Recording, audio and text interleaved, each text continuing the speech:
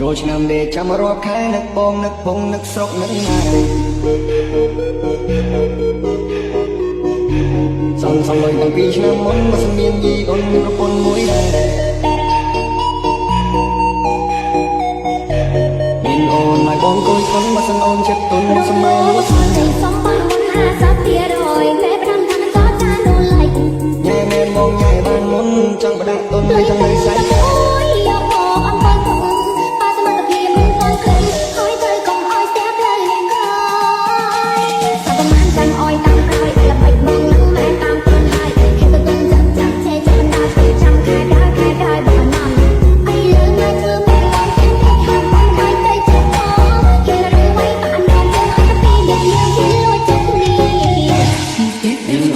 បងគួយគុនមកសិនអូនចិត្តទុនស្មើសំបានមុន50%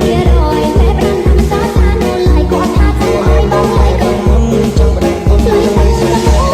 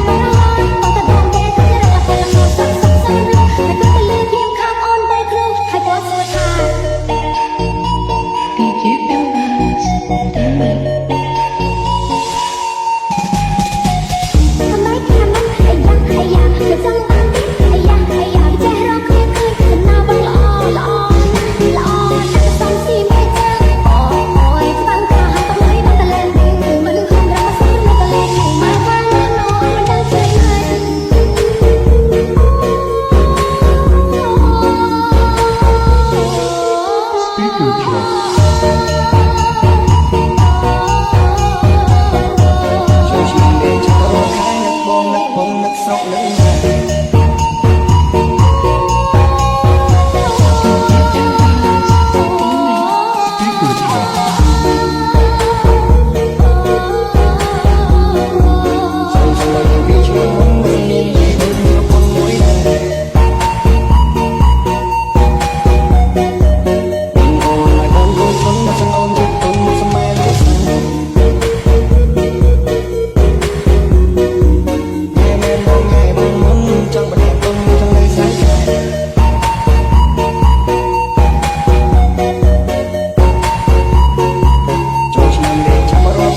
បងនឹកពងនឹកស្រុកនឹកណាសំលុយតាំងពីឆ្នាំមុនមកសម្មានយីអូនមានប្រពន្ធមួយដែរញ៉ែមែនបងញ៉ែបានមុនចង់បដាក់ទុនមិនចង់នៅសាច់ខែ